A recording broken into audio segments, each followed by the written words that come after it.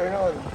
Ngayon magtatanggal tayo ng shock absorber ng Innova 2015.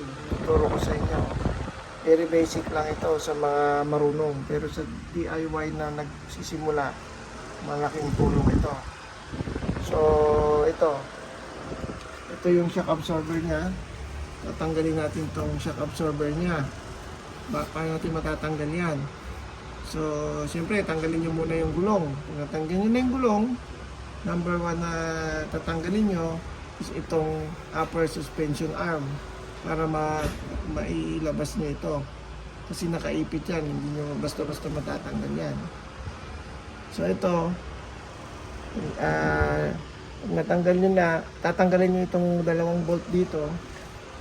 Natanggal ko na ito kanina para mas mabilis. Tapos tatanggalin nyo.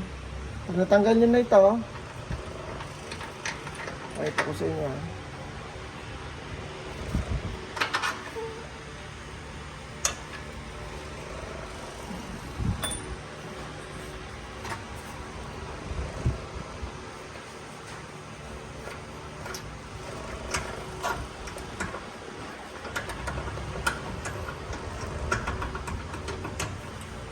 Yan, kung tanggal nyo na yan, magbibigay yan dito. Bababa na ito. Yan, magiging maluwag na siya. Itong papalitan natin, itong shock. So, maluwag na. May 3 tornilyo dito. Yung isa nandun sa loob ng makina. Ito, 2. So, luluwagan nyo yan.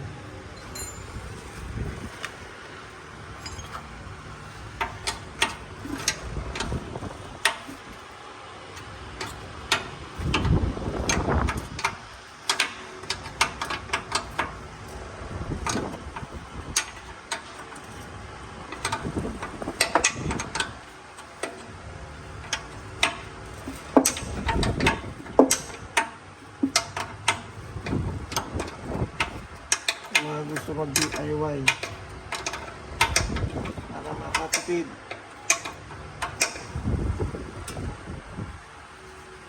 Labor na ito sa Servitec 2,400.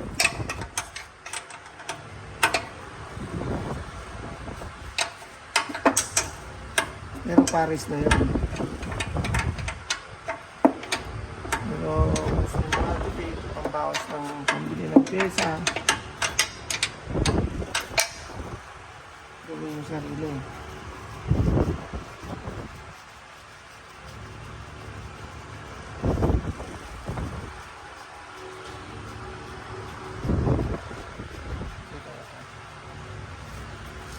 Ngayon, ito, tatanggalin nyo yung bolt dito. Para 19. Kailangan nyo ng power bar.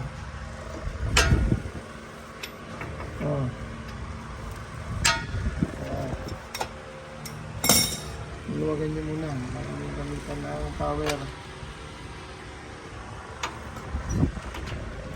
Dami.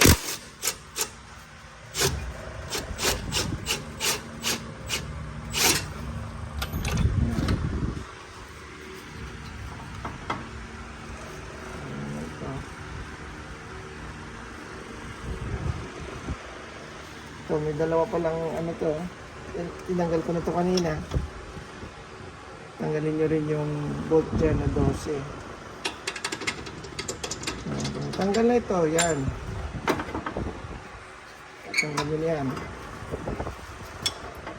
Ganapin nyo yan. Pwede lang hilain ito.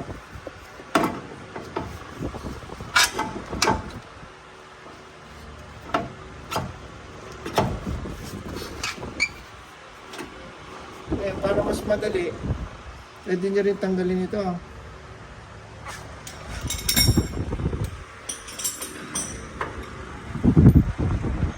Kasi may hila siya. Pinaka-linkage na yun. Tanggalin mo rin ito para mas madali nito.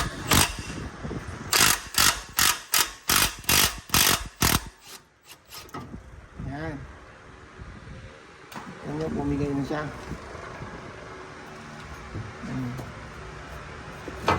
Huwag na, yan. Para may bababa nyo ito. Yan, kung natanggal na ito, bababa na yan. So, natatanggal nyo na yung buong strap bar. Okay. Ayan. Okay. So, papalitan natin yung nasa loob. Sige, part 2 na ito.